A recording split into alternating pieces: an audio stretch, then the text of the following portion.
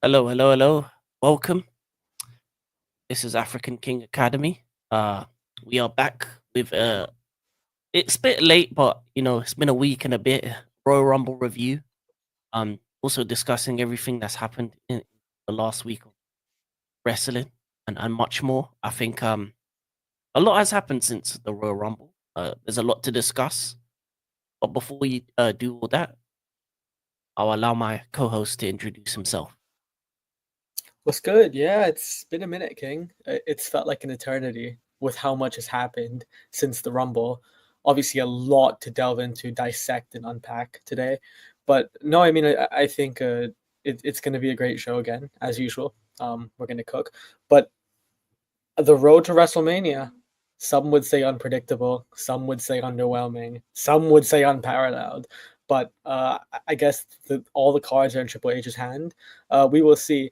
Look, I think very briefly before we get into the analysis here, I think Triple H has been a W for WWE, 100%. He has brought a breath of fresh air, very authentic, and he is really connected with the fans, and he really reads the room well. However, this road to WrestleMania, I feel like prospectively, it was a slam dunk.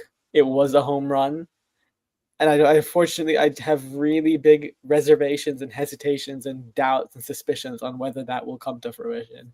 So we will see. But King, obviously, Mr. Yeet won the Royal Rumble, and in the moment, feel good story. I don't think anyone, regardless of whether you like the WrestleMania match or not, Yeet was a beautiful story, and I think he thoroughly deserved it. So, um, yeah, congratulations, Jey Uso. Mhm. Yeah, definitely, definitely. Congratulations to Jey Uso and to Charlotte Flair as the two Royal Rumble winners. But I think before we talk about the week of of wrestling, get into kind of like a bit of the Royal Rumble. For me personally, I think the Rumble in many ways in recent years has been underwhelming in the fact that um I think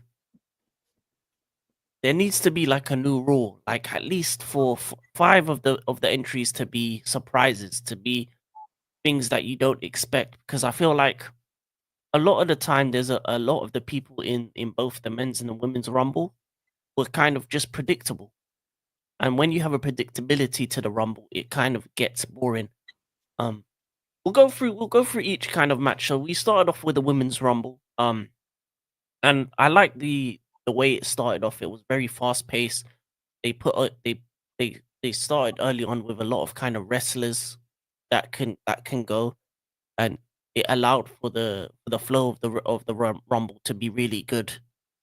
I think in terms of the surprises for that women's rumble, the main one was Alexa Bliss coming back. That was really interesting. Um, and then the other two were former women in terms of Nikki Bella and Trish Stratus. But for me, those two kind of are underwhelming in the essence that I'm tired of seeing Trish come back. Um, I didn't really want to see Nikki Bella, if I'm being honest. She wasn't good wrestler when she was um the company, and I don't think it's something that I want to see going forward. For me personally, and it was good to see Jordan Grace finally get the full WWE debut, even though she was in the Rumble last year as well. But it's just underwhelming in the fact that there was a lot of wrestlers that, and this is another issue, is that the music in WWE under Death Rebel was so bad that a lot of the music was kind of generic and you didn't know who was coming out at times. So that's another issue. That's probably the difference between the older wrestlers and the newer ones, is that you can tell the difference in music. You knew it was Nikki Bella when the music came out. You knew it was Trish Stratus when the music. But for some of these modern day wrestlers, the music doesn't suit the characters that are coming out.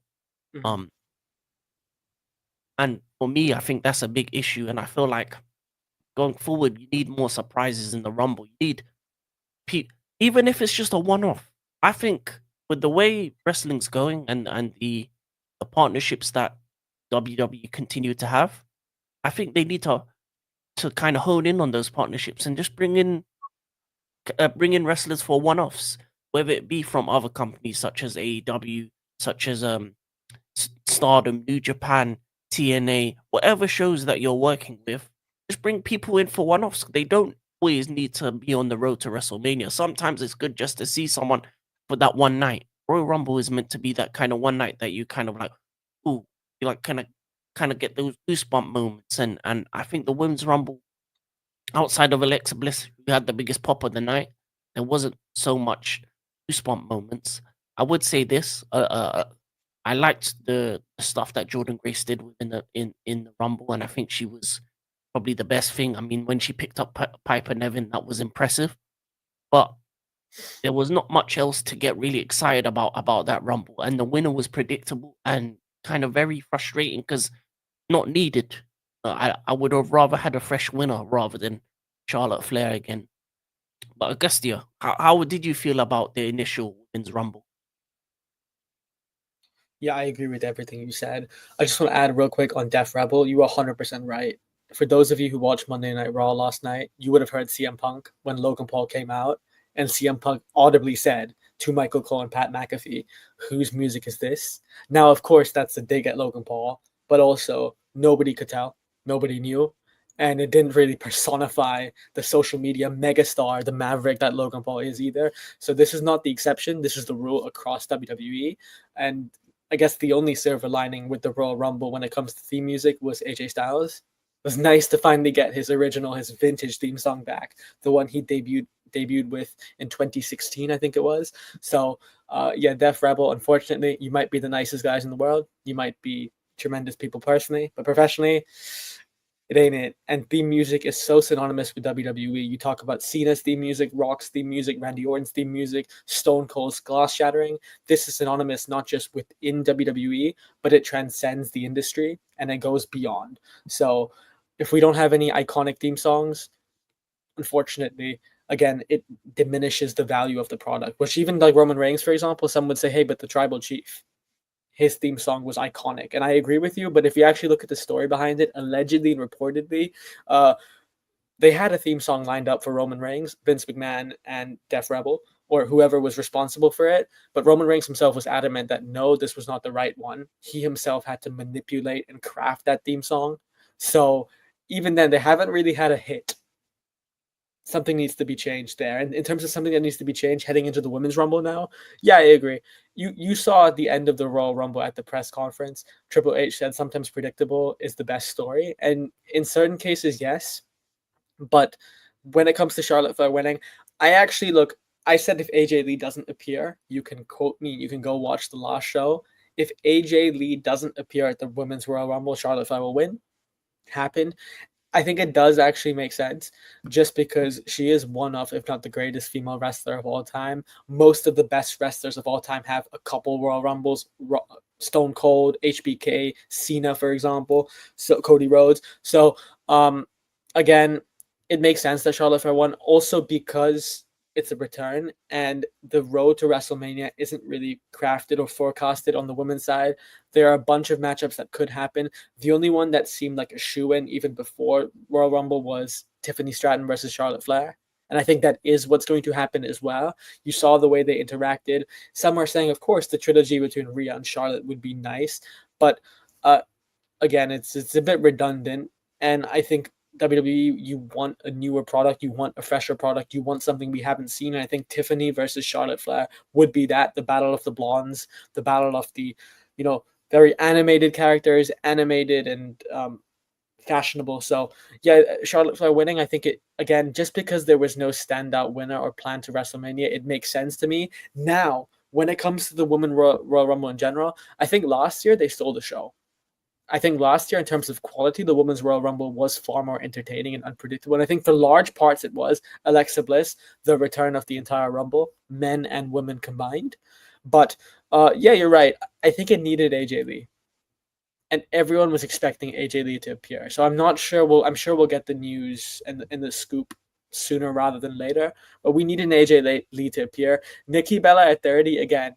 Nikki Bella is a Hall of Famer. She does have very unforgettable moments, and she is a decent wrestler. She is training again, so she is expected to make a full-time return, at least for a short period. But she wasn't it at 30. She was never going to satisfy the crowd at 30. You could have used the opportunity to bring up a heel as well, like a Nia Jax, which would have been awful. I think it would have been awful, by the way. but don't bring up a legend and kind of defame them.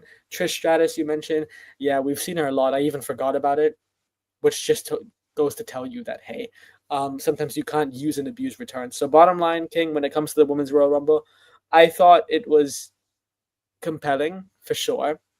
It was a nostalgia fest, but when it comes to the overall story, a bit stale, a bit predictable, and even that spot with Nia Jax eliminating half of the entire Rumble, I don't know. I think you could have definitely executed that far more carefully and meticulously. So, good. Charlotte Flair wins, fine, fair enough. You can't hold her hostage for how Vince treated her. She deserves to win a couple Royal Rumbles. But yeah, there was some spark that was missing. Yeah, it was, and even going beyond when it came to the recent releases, even one of the people that was in that Rumble, Sonya Deville, eventually got released. So it's kind of like for me with Trish, with Nikki, with Sonya, there's 3 spots that were taken from what we could have got surprises or got something different. Even looking at the TNA Women's Champion, Masa Slamovich, that would have been interesting in terms of bringing her in. Or as I said, looking at other companies that they're working with companies in Japan. Not Stardom, but there was another one. I can't remember. Marigold. Maybe even bringing someone from there just to kind of freshen it up, or work with other companies to bring someone in to just add a little bit of excitement. Because I feel like a lot of the time, and this is the other thing that annoyed me about the Rumble in general. Pat McAfee, you have blood on your hands. You lied about Indiana. That crowd was absolutely awful. Um, like a whimper of a crowd, and that's another thing. In the, we call this world wrestling entertainment, and this is the thing, world, right? Start putting some of the bigger pay-per-views across the world, because I feel like American fans, especially, are so spoiled with the wrestling that when it comes to the big events, they don't get up for it. You don't see the passion.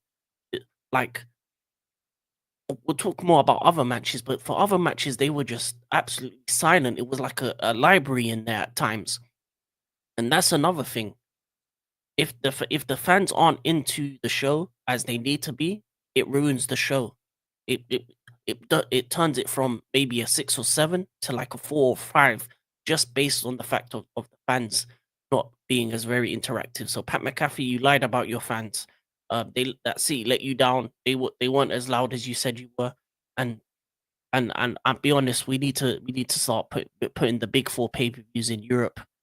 Go to Asia, go to South America, even go to Africa, go to other places that haven't seen wrestling before, because that's where you'll get the loudest fans, because they'll know this is just a one-time thing. This is a one-time moment.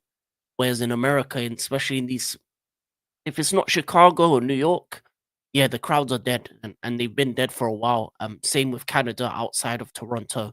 So yeah, I feel like the crowd also has a big impact on how big a Royal Rumble can feel, and I think that crowd wasn't it as well. And you saw it from the first match, the fact that a lot of the wrestlers either got no pop, small pops, and even the biggest pops weren't loud enough. Even Alexa Bliss's pop wasn't loud enough. So for me, that initial Rumble, but yeah, Charlotte Flair won that. Um, and this is why I talk about the crowd, because when we move on to the next match, I think this was match of the night.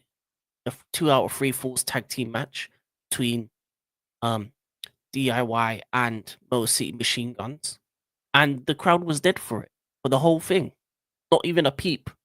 And it was some of the best wrestling that I saw on the whole card. For me, it was the most entertaining segment of all. Some of the things that they were doing was absolutely crazy, and it's just as if the fans just decided to. It's like the crowd. It might as well have been an empty arena at that point during that match, because that's how quiet it was at points, and even when they were doing the big spots, no one was saying a word, and I think it kind of devalued that match in its entirety. But how did you feel about the tag team match, Augustia? Yeah, I mean, you talk about crowd, you're 100% right. It felt like a funeral rather than a fun and a fiery match. And I'm just going to make a comparison real quick. I'm sure most of you watching saw the Super Bowl and Kendrick Lamar halftime performance. I thought it was decent. Again, I didn't think it was Michael Jackson. Of course not. You can't compare yourself to the GOAT. But the crowd during Kendrick Lamar's performance, clips are circulating online. It was a funeral. There was no engagement, and I think that kind of undermined and diminished how good Kendrick's performance could have been. Same with the Royal Rumble in a way, where they are very talented at the top of their game, but the performances couldn't really reach the highest level because one, A, the performer didn't really connect with the crowd, fine, but B, yeah, the crowds are spoiled. The crowds are spoiled, and they're not really embracing and enjoying and extracting every single aspect out from the product. So I agree with you. When it comes to the tag team titles, I think the Street Profits have to win the belts and perhaps even Mania because that heel turn was instrument. It was beautiful. It was very well done, very well executed. DIY, I don't need to say much. Everyone knows how skilled they are, well versed they are, built up. HBK and HHH have been very involved in their ascendancy in the WWE, so they deserve to win the belts and go heel. I have no problem with that. It was a very entertaining match for sure in terms of pure wrestling. By far, alongside Cody Rhodes and Kevin Owens, the best matches we've seen in the last two pay-per-views, if you count Saturday Night Main Event as a pay-per-view. So even actually going back to Raw on Netflix. In fact, this year, in the biggest events, those two matches have been the best two pay-per-view matches so far. Um, I thought it was impressive, but yeah, the crowd again. If the crowd is at a funeral rather than a fantasy match, there is only so much and so many gears the match can go up to. So, yeah, it was entertaining, but I agree with you, King. I don't have much more to add. Yeah, I think that's what let it down because I feel like tag team division is a division, especially on SmackDown. The SmackDown division is really heating up. As you said with the Street Profits, I like what they're doing. I like the two guys from Legado. I like them as wrestlers. Even with Pretty Deadly, there's a lot of different things, different kind of movements that's happening with that tag division. And especially going forward, you also have Gorillas of Destiny to come back. So they looked at the titles as well. So there's 6, 7 different teams that are maneuvering to go for gold in that division. And I think that division, especially the tag team division on SmackDown for the first time, looks like it has a direction. You need to see the same on Raw, I think. Um and even with the match or last night on Monday Night Raw, depending on time, Tuesday morning or Monday night, depending on your time, um, was good, but it's allowed for more matches between those two tag teams, and I think even the Creed brothers and uh the War Raiders, I think those are matches that can elevate that division as well. So there's a lot of things happening with the tag division that's good. But then we move on to what I think was the match of the night. I think even afterwards, the storytelling afterwards on the shows after that was amazing. And yeah, Kevin Owens versus Cody Rhodes was an all out war, and the story that it told from beginning to end of the viciousness of both of them to want to win that title, prestige that title way more than anything Cody has done in his run so far. I think this is the Cody we need to see more often. The vicious Cody, the angry Cody, the Cody that just wants to elevate himself to the next level. And yeah, that beauty of a belt as well. The Kevin Everything that Owens, the Kevin yeah, Owens. everything that was done in that match was perfect. Um um all the big spots, especially the ending with the fact that the ending spot, which was I forgot the name, but it was like a wheelbarrow into the ladder, and he's just stuck there, and Sammy's just trying to in the background thinking, oh my, what's happening, what's happening, and then as you see in the background, Cody Rhodes climbs the ladder, gets the titles, and even the after images is of him celebrating on the table with Sammy next to Cody and Sammy next to KO and him pretty much not moving for time. And it led on to what happened onto the Raw, which was KO attacking Sammy, hitting him with that power drive. And to be honest, KO was right. Before the for the Royal Rumble match, he said, "Sammy, are you gonna help me? You're my friend. I see you help Roman every time he gets attacked. I see what you did for Roman at Rumble when he got attacked. You were there for him. Are you gonna do that for me?"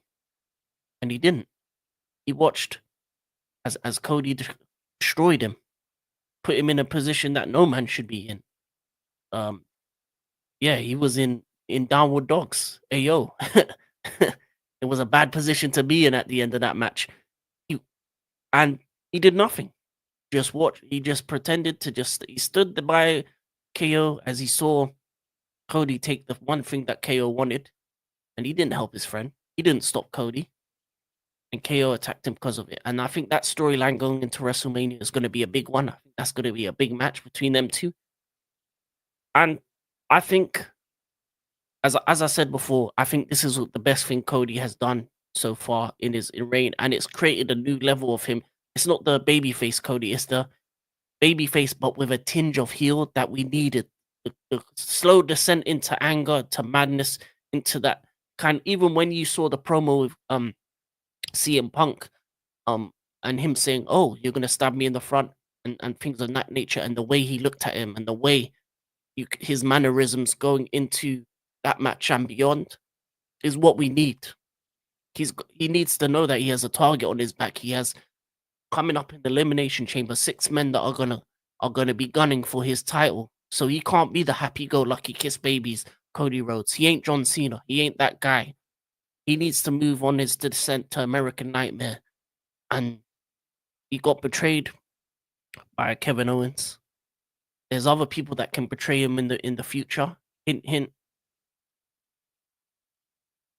The man hears voices to still come back, and I think the descent into the heel persona that we need to see of Cody going forward will elevate his title run. And I think this match elevated his title run. I think this was the perfect match to put him up to the next level, the next echelon of champion. Because before then, I can't lie, he was pretty generic. It was pretty boring up until then. His run. It was matches against guys you didn't really think was gonna beat him, but that match just put him in another level. But what did you think, Augustio, of that match and Cody before and after that match as well? Yeah, I 100% agree with you. Everything you said there. One of the good things that HHH has done since coming in is he has embraced characters like Roman Reigns, CM Punk, who aren't necessarily heel, but also aren't face. There is that authentic, blurred line that they are willing to cross either way. I just like that. I like characters that are real, that can relate to the crowd, that have that resentful side in them, but also are revered as well. When it comes to wrong way, when it comes to Cody Rhodes and Kevin Owens, I agree. This has by far been the defining feud of his reign, and it's not even close because every single feud that Cody Rhodes has contested since winning the title at WrestleMania has been about the competitor, the challenger, not the champion. Every single feud, whether it's AJ Styles, Logan Paul, even the Gunter feud, every single feud has not been about Cody Rhodes. He has not had a spotlight, and the whole Bloodline saga. And I'm sure we'll talk about that in a bit later on in the show, King. Solo Sikoa attacking Cody Rhodes at the end of SmackDown, which to me makes no sense. It's illogical. It's completely preposterous, and again, goes into one of the criticisms of Triple H. But going into this match, absolutely, it was dark, deep, devastating, despicable, but I loved every single moment of it. The finish was very unique. It was distinctive to what we usually see in WWE. It wasn't generic, as you said, King. It was greatness. So I agree. And I think, yeah, Kevin Owens, his character is one of the best heels I've seen in a long, long, long time. Kevin Owens and Drew McIntyre. I think they're in a league of their own at the moment when it comes to heels, just because they managed to. It's not even spin the narrative, it's framing, it's perspective. Their framing isn't even wrong. That's the beauty of their narrative. You mentioned Sami Zayn watching Cody Rhodes basically attempt to murder Kevin Owens. Both are right in a way. But as Kevin Owens would say, if you please everybody, you please nobody. And Sami Zayn playing the middleman, is always going to bite him in the back because Cody Rhodes can't trust him as an ally, especially after the altercation they had on Raw a couple weeks earlier. And Kevin Owens can't either. So if we're going to get Kevin Owens versus Sami Zayn, which, by the way, I'm going to go on a limb, I truly believe that's WrestleMania main event worthy with the chemistry and the story that both of them have. I think it's WrestleMania main event worthy. But if we're going to get that in Mania, I can never complain because that's like Seth Rollins and Roman Reigns, obviously to a lesser version, but still. I can't wait to see what Kevin Owens does. He is box office, he is main event, he is money. And when it comes to Cody Rhodes specifically, King, yeah, I think you have to slowly start giving Cody Rhodes the ability to be himself, be authentic. That promo he cut with CM Punk ahead of the Rumble, his best promo maybe in WWE, because he was being himself. He wasn't being a babyface. He wasn't bitching or moaning. Not the Cody crybabies, as The Rock would say. But he also, again, he wasn't trying to be a generic babyface. He was being himself. He was the champion. So we need to see more of that, Cody, and hopefully, depending on the feuds he heads into this year, we get to see Anthony Starr, we get to see Homelander, Cody Rhodes, the American Nightmare. Maybe you can do something with John Cena, right? Maybe at the Elimination Chamber, if Cena is to win, it'll be Cena versus Rhodes. Cena can win 17, and then at the Raw after Mania, Cody Rhodes can go ballistic and berserk and turn heel. Who knows? But point being here, great feud. I think it does bring a slight bit of spark and light and life into Cody Rhodes' reign, but there is still something missing. There is still something missing because with the tribal chief, the stories all revolved around him. Him being the tribal chief, Roman Reigns being the face of the business. And that's why the share price has skyrocketed and the reach and revenue was number one. With Cody Rhodes, I don't think he is the number one draw in WWE outstandingly. I think that still is someone like a John Cena or a CM Punk.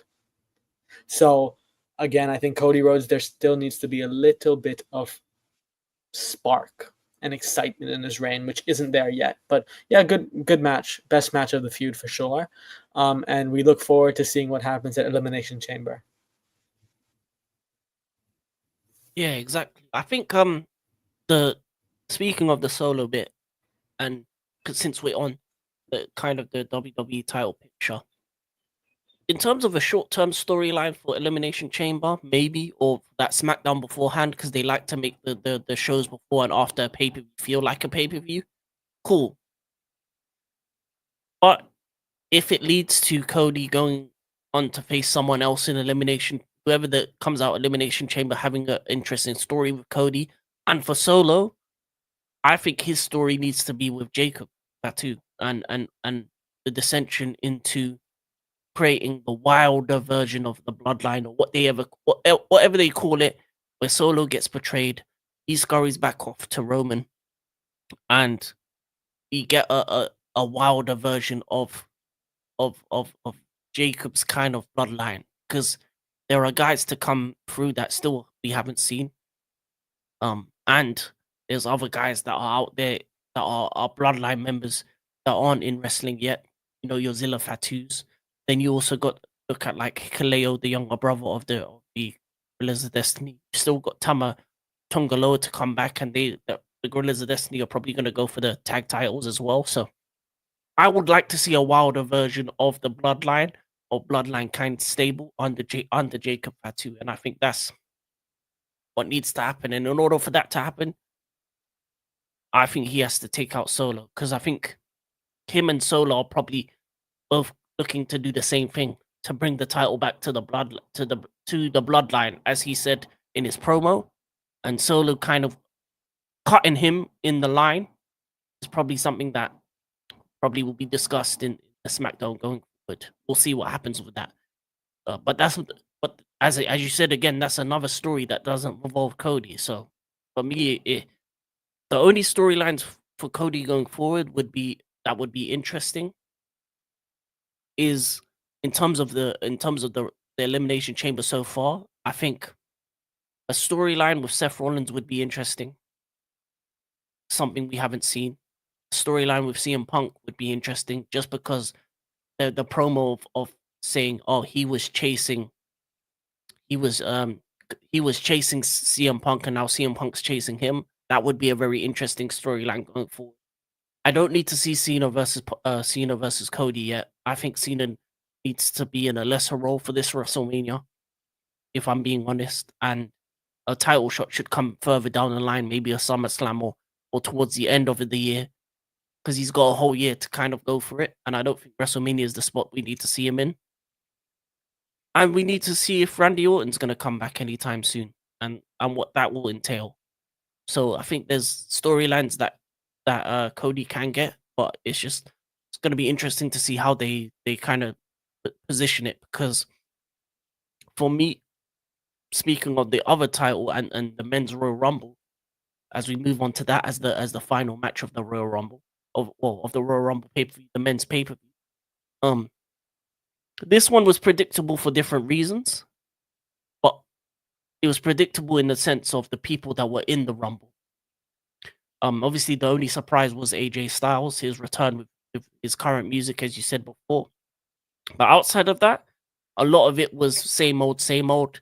Obviously, they had the bit with Tozawa and Speed, which was funny. I enjoyed that bit. I think him getting speared out his boots, that was that bit was really good. But outside of that, there wasn't anything that kind of got you thinking, oh, there's something different gonna happen. There was a lot of stories around The Rock that never kind of materialized, and Randy never materialized either. So there was a lot of things that didn't come to fruition, and there was no real true surprises outside of, as I said, AJ Styles. And well, I forget, I believe in Joe Henry. Um, for me personally, I think that was a year too late, because I think a year ago was the time when that should have been done, because he was at a bigger point in terms of his push. I think even by the even though he got a good reaction, it would have been a lot bigger last year, because that's when the memes and everything was at the focal point. And I think sometimes you have to pull the trigger on that earlier. And as I said, the same thing with the women's.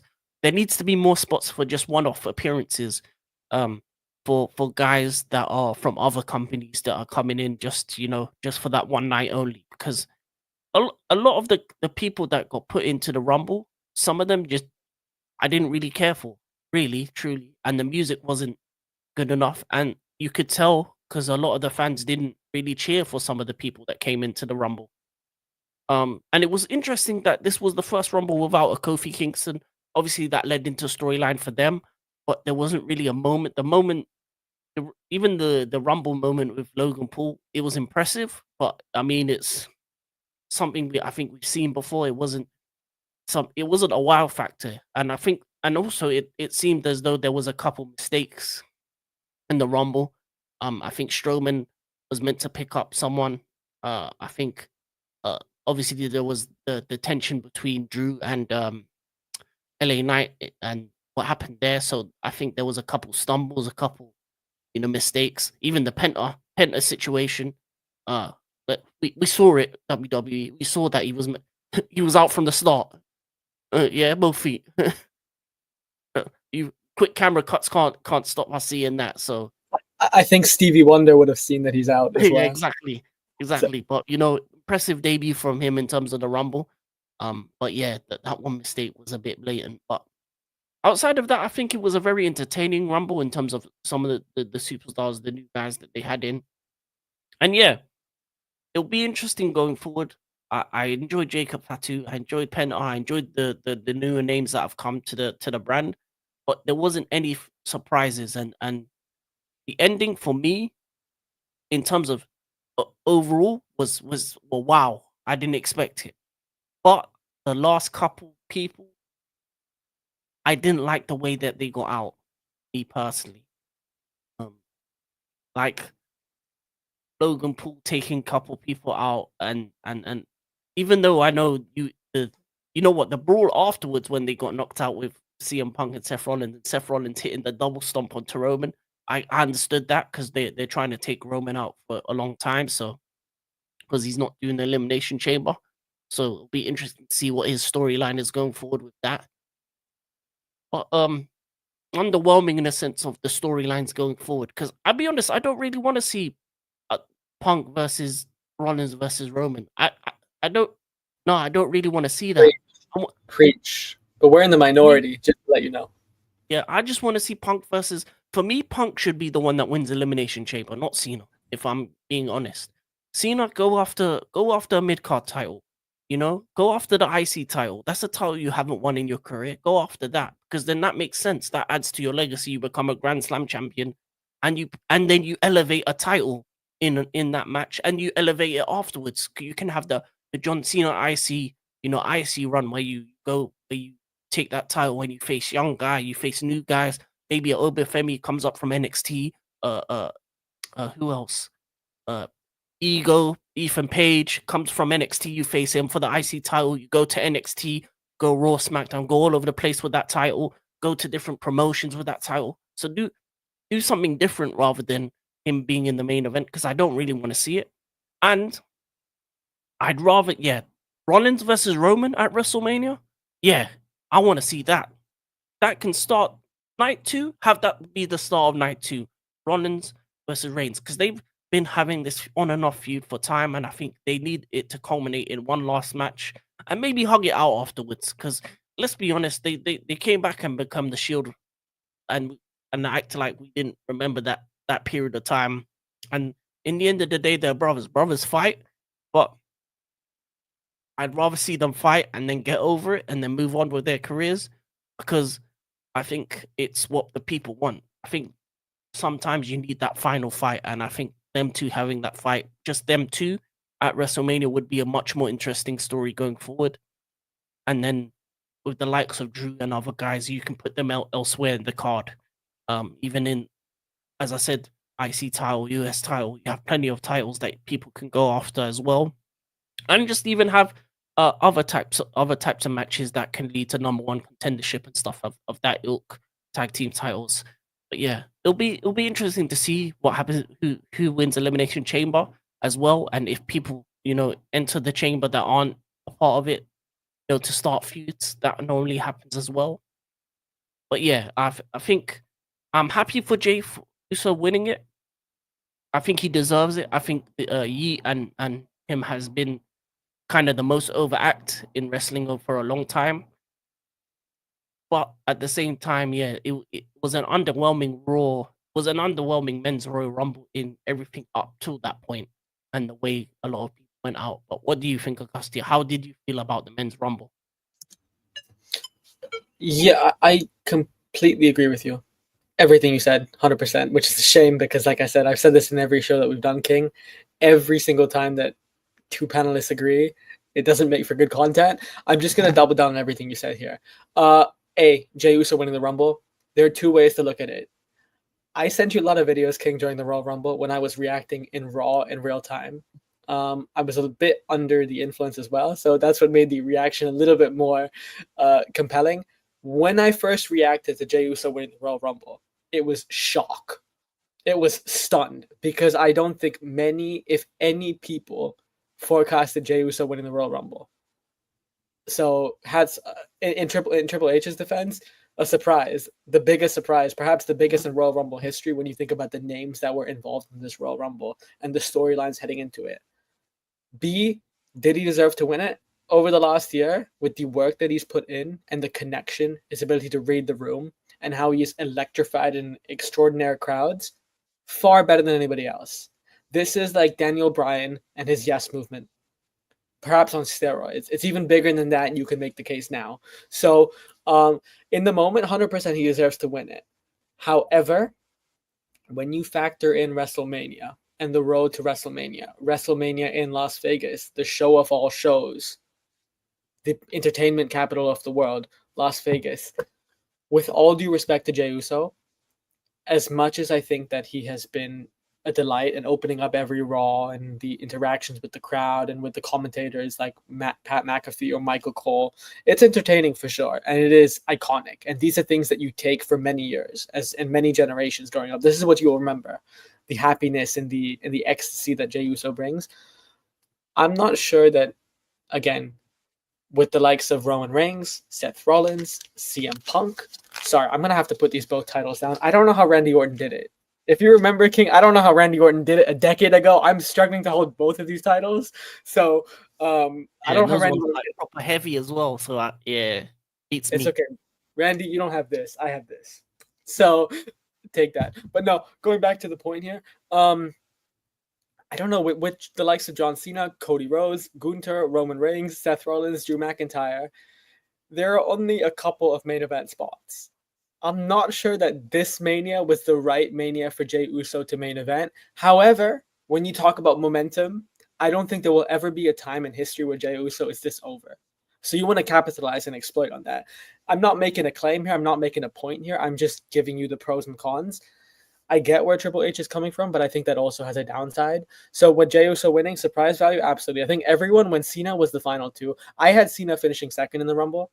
I thought it was to Punk because that made the most logical sense. The only thing that eluded Punk, he was the only one heading into the Rumble when it comes to storyline that wasn't embedded in any storyline, that the only storyline he could possibly be elevated to was the main event of WrestleMania because he beat Seth Rollins, he beat Drew McIntyre, he dominated Raw. There was nothing else for him to do but fulfill his dream. That didn't happen. And then you look across the card, Roman Reigns winning, he didn't need to win it because he's been at the top of the game for the better part of the decade. Seth Rollins, underwhelming run of form, of course. Drew McIntyre wasn't going to win it because his head's been in a different mode, kayfabe wise. So Jey Uso winning it, I don't hate it, but I don't love it. But I understand it. That's my point here. Now, when it comes to John Cena at WrestleMania, the point that you made, King, I agree. I don't think Cena needs to win the world title at WrestleMania. As a matter of fact, him losing second place at the Rumble should reinforce from a storyline perspective he should not win the world title at WrestleMania. Why? Because there were two things you could do with Cena heading into the season. A, either Super Cena him. It's his last ever season, the greatest of all time, the 16-time world champion, the man that has more Make-A-Wishes than anybody else in human history. You could either A, Super Cena him, come back, be at his unparalleled peak his apex performance, and basically win the Rumble and win WrestleMania. You could do that, and nobody would complain. Nobody would hate that because he deserves that. But now that you made him lose the Royal Rumble, and you're playing and feeding into this narrative of Cena being unable to win a match in the twilight of his career, in the latter stages of his career. The last time Cena won a televised match was, I think, over 3,000 days.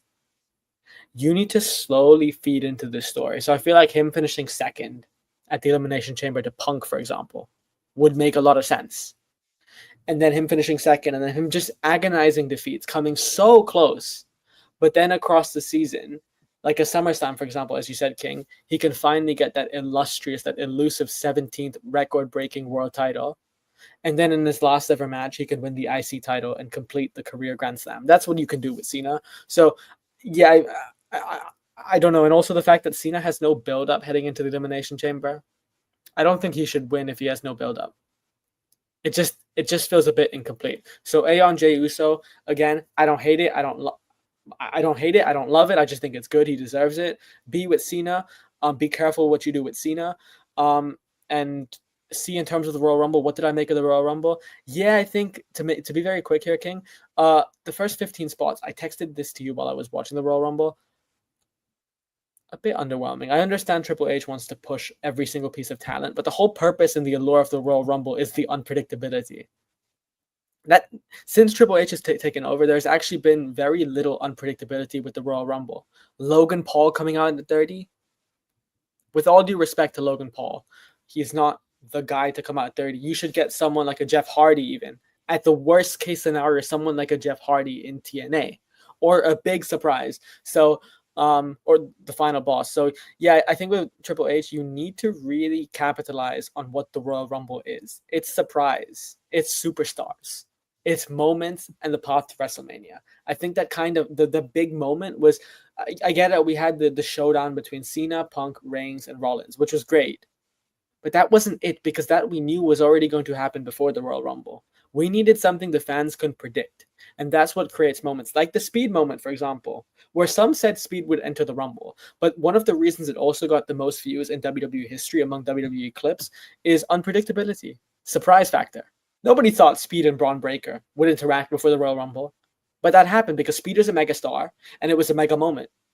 So you need more surprise in the Royal Rumble. And 4, I'm just going to make this point really, really quickly about the final boss. It's over. We're not going to get the final boss. That whole narrative coming out at the end, was it Bad Blood? When Cody Rhodes and Roman Reigns teamed up against the baby bloodline, or the bitch bloodline as I call them. Him coming out at the end of that show was a waste of time. Didn't impact or influence the story at all.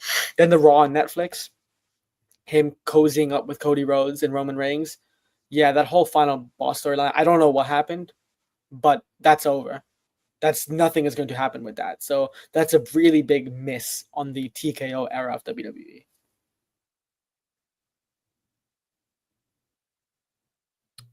Yeah, definitely, definitely. It is a big miss. I would like to add, in terms of Jay winning.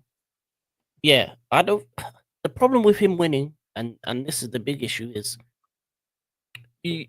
I think, and I was watching something about Royal Rumble, and this is one thing that always astounds me, is that they always say that the winner of the Rumble becomes the main event of WrestleMania. It's never true though, because on the women's Rumble, they're not going to main event because there'll be bigger storylines going into that. And on the men's side, this isn't the biggest match going into. That's going to be the biggest match going to WrestleMania when it comes to Jey Uso versus Gunther. That is the kind of match that starts a WrestleMania, definitely. At some or in the middle at some point, gets the good 20-30 minutes it deserves, but it's not big enough to main event. Maybe night 1 at most, but not night 2. So as good as the moment was, it kind of felt like it was something that they wanted to do just to be different. When really, if for me, what would have been better for Jay, and I think for that movement, is if Punk won the Rumble and he went on to go against Cody, which would have been something unique, and Jay win the Elimination Chamber against the likes of Cena, into likes of, and him to be the one to defeat Cena, to be the one to do that, because that then creates his underdog moment, him having to fight through 5 other guys, probably going to be Drew, who else? Rollins, Cena, a couple other guys that you could put in there, Damien, Priest. Imagine beating all those 5 superstars, then to say, I want Gunther after all that. That would have been more that would have been a better version of what we saw for me personally, because he is the underdog, right? He's the guy that no one expects to be there. He's the guy that's had this movement, right? So how do you increase the movement? You don't give him the Rumble. You give him that Elimination Chamber win, and you give Punk that Rumble, because Punk is the one that deserved the Rumble. He should have had a Rumble way before, and him versus Cody would have been the one match. And then then you're not forced to have to put Gunther versus Jay on a main event spot. Then you can put it wherever in the card because he's earned that match. Now you have to put it on the main event spot, and it's probably gonna have to main event night 1, not even night 2. So, because and even then, it might not even main event night 1, because there may be bigger matches that are made before that time, especially with the likes of Cena, Roman, Seth, Drew. There's guys that are bigger names that are gonna make bigger moments. So, and even after the fact, the build that he's had with Gunther and him attacking him to stop him from picking him, it's underwhelming. It hasn't hit the notes that it's needed to, and that being the first match that you punch into WrestleMania, I think it would have been a bigger impact if he was the Elimination Chamber winner, in my opinion. But good for him for winning the Rumble. But yeah, I'd rather have surprises be throughout the Rumble than at the end of the Rumble. I don't mind a predictable winner as long as there's surprises throughout the Rumble, or even a one-off guy that comes in for one night, because that's what people want to see. They just want to see something different, something unique. And a lot of the superstars that came in both the men's and women's Rumble had no pop. No one cared. No one wanted to see them, and it did nothing for their career going forward. Really, it didn't really do much for most of the people.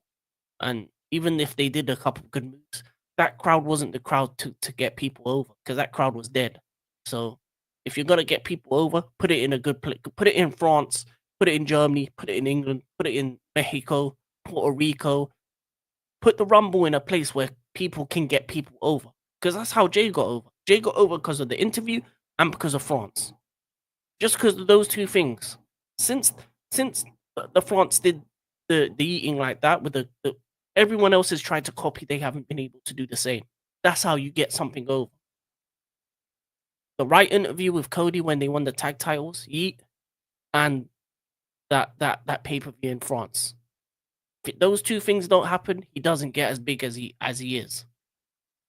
And his music being over the level where you can actually cheer to it. Because more time, a lot of these guys don't have music that people want to dance to or react to, kind of feel. And I think Triple H needs to, more than often, needs to get rid of Death Red Rebel and bring in new music and even use licensed music. You're on Netflix now, so you can do that.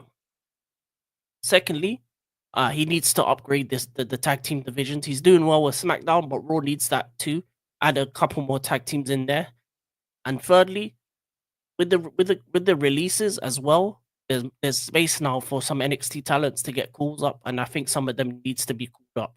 I'm talking about the Trick Williams, Roxanne Perez needs to be a main event stayer, and have NXT be an official brand, be its own brand where people. It's not just moving up to Raw and SmackDown. There's kind of a. It's I like the one thing I do like is that it doesn't seem as though people have to move up to Raw or SmackDown.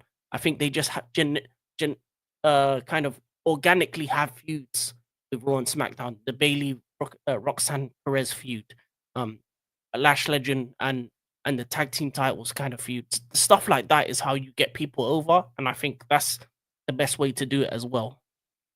But what do you think going forward that you want to see with Raw, SmackDown, and NXT going forward, and on this road to WrestleMania? Give me 3 matches you'd like to see at WrestleMania. Actually, give me 3 matches that you would like to see at the event. Yeah, first of all, I agree with a lot of what you said there. I completely agree. Def Rebel, as we discussed earlier on in the show, has to be a little bit more organic, authentic. Read the room. Let's stop being a little bit artificial and stale with our music. Let's start actually personalizing it based on who the wrestlers are, what their purpose is, and what their character is. And let's create iconic and unforgettable music that can transcend this industry. So A, with Rebel, I agree with you. B, when it comes to WrestleMania. Now, before this year started, I would have said WrestleMania was a home run, a slam dunk. Easy money for Triple H. Vegas, the entertainment capital of the world. You had 4 matches already set up. You could have had A, CM Punk versus Seth Rollins, a feud that's been in the making since Seth Rollins' inception in WWE, right? Because that feud doesn't just take place in the ring, it takes place outside of the ring. Mic ability, ring ability, best of the best. CM Punk, Seth Rollins without a title. The Tribal Chief battle. The OTC versus the Final Boss. You could have had Cena versus Gunther. That's the perfect heel for John Cena and the perfect face for Gunther. Because Cena is this unfiltered, authentic, obnoxious babyface who can bring the best out of Gunther, but Gunther is also this big monster that can bring the best out of Cena. And that could have fed into 17. And then you could have also had Cody Rhodes versus Randy Orton. King, you mentioned this earlier. They have history. They have history going back to well before the Shield. So tag team partners, allies as recently as well with the whole Kevin Owens, Cody Rhodes, and Randy Orton triangle. So those 4 matches of Roman Reigns versus The Rock, Cena versus Gunther, Cody Rhodes versus Randy Orton's, and Seth Rollins versus CM Punk, those should have all been home runs and slam dunks. Easy. And that didn't even have to be predictable because you could have weaved Randy Orton in at the Royal Rumble. You could have brought the Final Boss in as number 31, use and abuse his powers at number 31. But that's not going to happen. So now we look at damage control for me. And I'm not saying WrestleMania is a failure, far from it. But in terms of the holistic, the long-term booking, I feel like WWE could have maximized it much better. Now, 3 matches I would like to see at the Royal Rumble.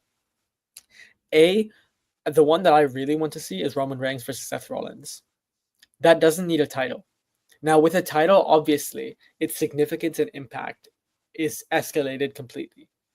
but that doesn't need a title. As King said, that feud has already written itself. You don't need to mention anything about that feud, right? Rollins was the person who's culpable for creating the monster that is the tribal chief. That's a fact. Rollins stabbed Roman Reigns in the back. Roman Reigns gave him a chance. But obviously, Roman Reigns turned into the tribal chief, the most successful wrestling character in modern history. That story writes itself. I think Roman Reigns versus Seth Rollins alone, without CM Punk, makes complete sense. How would I book it? I would have Roman Reigns appear at the Elimination Chamber in Toronto and cost Seth Rollins his spot at Mania. That makes complete sense to me. Some would say, but what about Roman Reigns versus CM Punk versus Seth Rollins? I don't think there is that animosity between CM Punk and Roman Reigns to really execute that feud yet. I think you can save that for later on when one of them has the title. Maybe CM Punk has the world title, Roman Reigns coming back. Make that about CM Punk versus Roman Reigns and the Wise Man. I don't think you need to have that feud yet. We don't need to combine feuds. I think keep it as this WrestleMania. Now, because it's Damage Control, I think keep it as this, about glory, story, and grievances. So the grievances, you can have Roman Reigns versus Seth Rollins, Kevin Owens versus Sami Zayn. That's box office. Not just from an in-ring perspective, but a storyline perspective, it doesn't get much better than that. So A, that's what I have. Now B, those are two matches I want to see. Seth Rollins versus Roman Reigns, Sami Zayn versus Kevin Owens. We need to see that at WrestleMania. We haven't had that yet. It's about time we get that. We shouldn't regret the fact that we haven't had matches like John Cena versus HBK, John Cena versus Randy Orton at WrestleMania. We need to finally capitalize on what we have. Now, in terms of the third match that I want to see, obviously Charlotte Flair versus Tiffany Stratton, as I explained earlier. But I'm gonna go on a limb here, King. I kinda, from a personal standpoint, not a booking standpoint, I want to see John Cena versus Cody Rhodes. I want to see Homelander Cody Rhodes against Cena. That storyline, because that makes complete sense to elevate Cody, but also to exemplify Cena's story. I don't know if they can execute that quickly. And that seems more sentimental rather than me operating on sense. What I would do for WrestleMania is I would actually I would have Cena win the Elimination Chamber, but I would have CM Punk cash in his favor and insert himself into the match with Jey Uso and Gunther. Because I think it needs a big name, a high profile, like a CM Punk, for example. Insert his name into that feud. Because then that actually has, you mentioned Royal Rumble not main eventing WrestleMania. Jey Uso Gunther is not a high profile match. It is not, with all due respect. It is the most conventional David versus Goliath, but a Poundland version.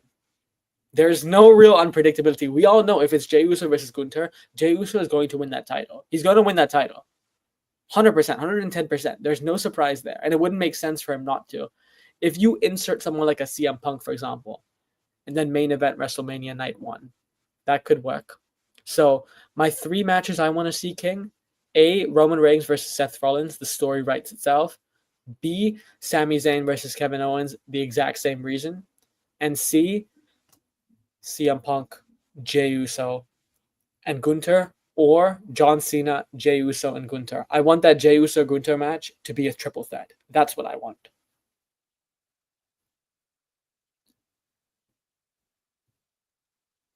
Very interesting picks. For me, I'm gonna go outside the box in terms of the match I want. I think one match I would like to see, which would be very interesting, is a triple threat tag team match for the titles in the ladder. I think we haven't seen that in recent years, and I think that's the kind of matches that you want for the tag titles to elevate it. I think with Street Profits DIY and Motor City Machine Guns, you have 3 tag teams that can do that kind of match and make it look good. 6 very athletic guys that can go. I think in a ladder match would be very interesting to me. The other thing I would like to see is for the IC title, Braun Breaker versus Cena. Or someone of that ilk. I think Ron needs that big win at WrestleMania to elevate him to superstardom. Maybe even him versus Penta would be actually very interesting to see. Yeah, actually, you know what? I'm going to change it. Braun Breaker versus Penta for the IC title. I want to see that. Can I interrupt real quick? What if it was Braun Breaker versus Penta versus AJ Styles? What do you make of that? Yeah, I like that. I like that too. Okay. Even either Finn Balor, make that a fatal 4-way. That's a match that can match of the Mania. Yeah, that's what the mid card titles need to be. There need to be the matches that just make you go wow.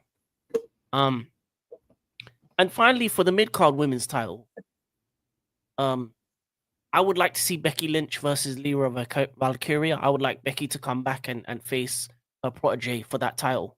I think that would be something different. I think if you want to elevate those women's mid card titles, make them seem important by getting the best of the best of women of the last 10 years to go after that title. And I think that's the kind of match that elevate it in a way. And even if Becky doesn't win and Lyra wins, it kind of upgrades it because you're facing off someone who's at that point is going to return, was the hottest woman in wrestling at one point, and is going for a lesser title, but elevating it. And even if you have Becky win it, that elevates that title, her having it for a period of time.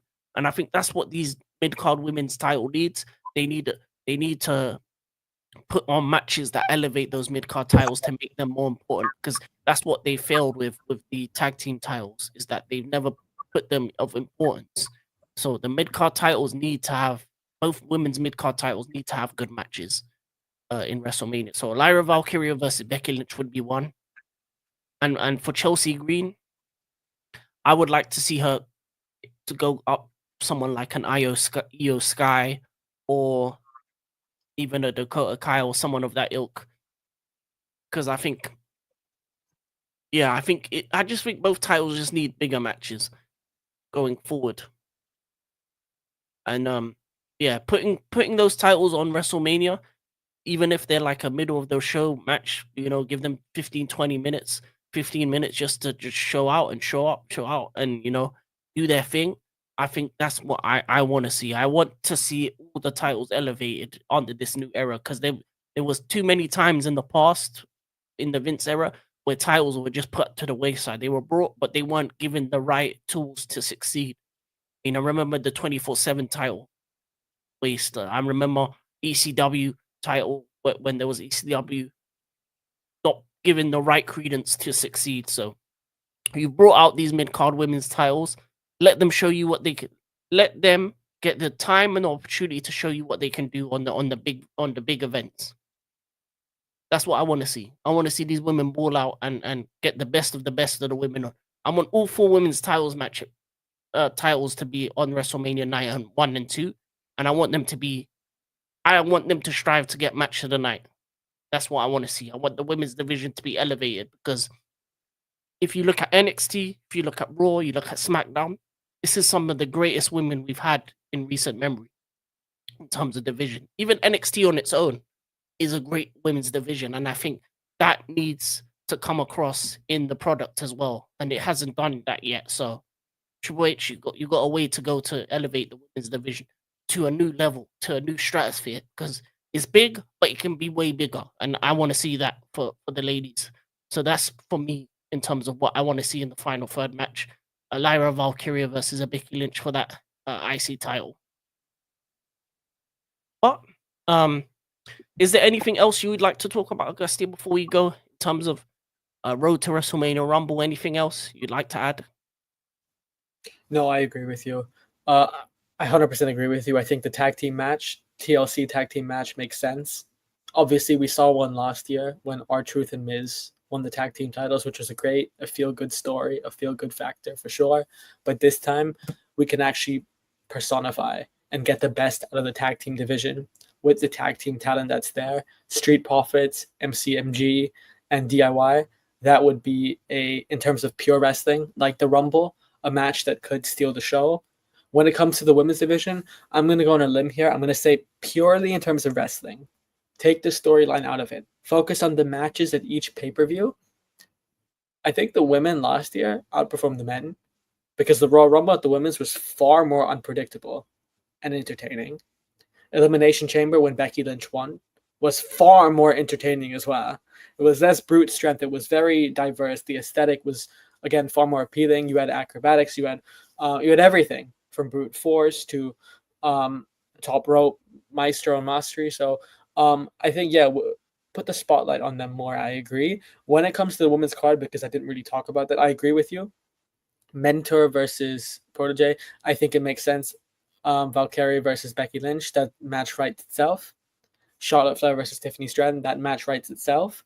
We will see what happens with the U.S. title with Chelsea Green. I'm not sure what direction they go with it. They could have multiple women feature in that match, Yeah, maybe. like a 6 woman Um, match or something.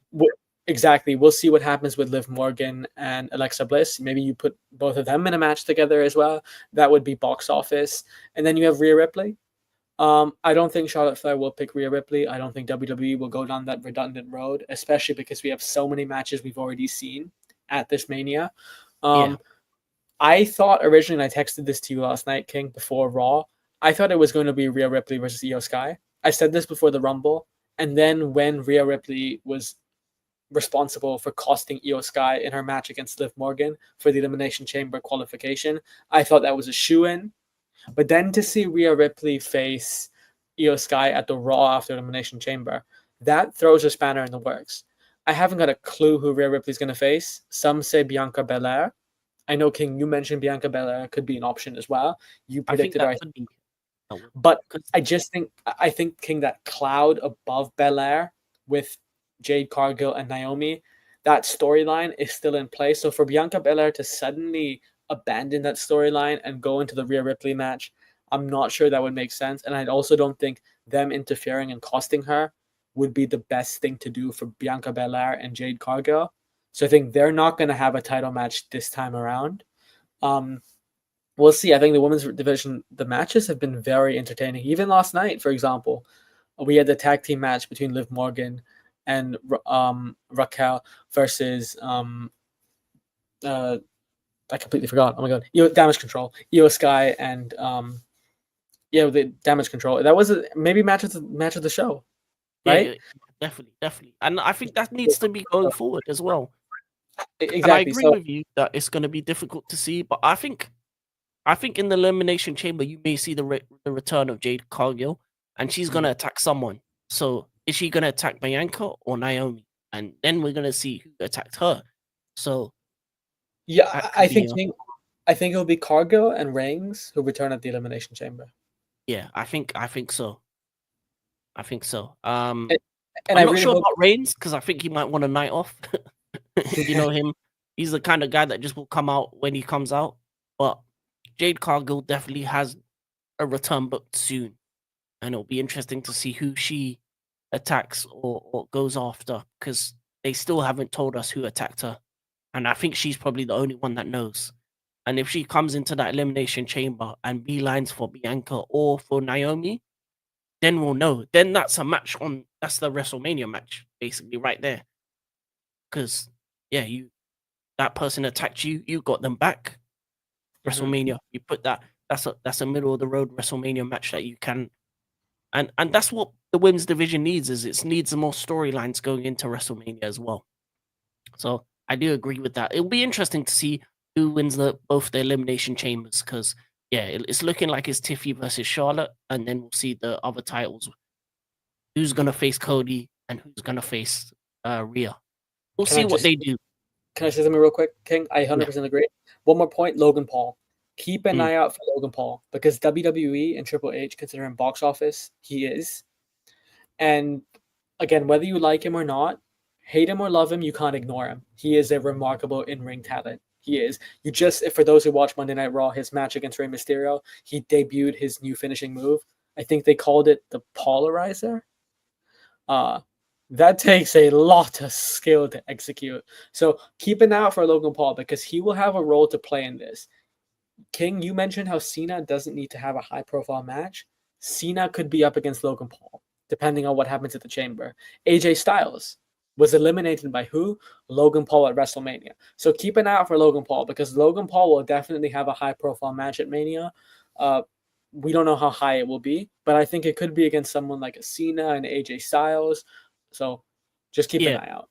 definitely. Or he could be in a multi-man match for the IC title. That's a title he hasn't won yet because he said he True. wants it all. So I don't think he's ready for the big titles, but an IC title, Big Shambari, Braun and them, man, him being a part of that could possibly.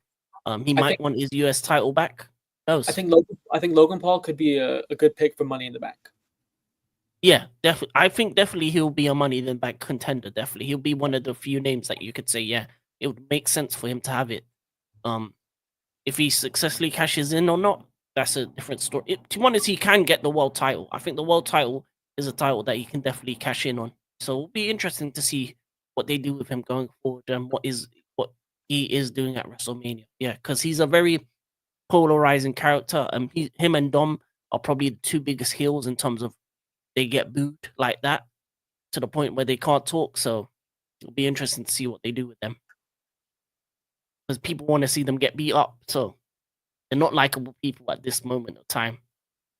But yeah, I think there's not much else to say. I think as we're on our way to the road to WrestleMania. I will plan to do some more shows for once we know a bit more about the names and once we know the full available kind of bracket in both the elimination chambers. I think we'll do a show just to preview that card and see who we think will come out of that, and it'll be very interesting the kind of matches that we'll have over the next couple of weeks.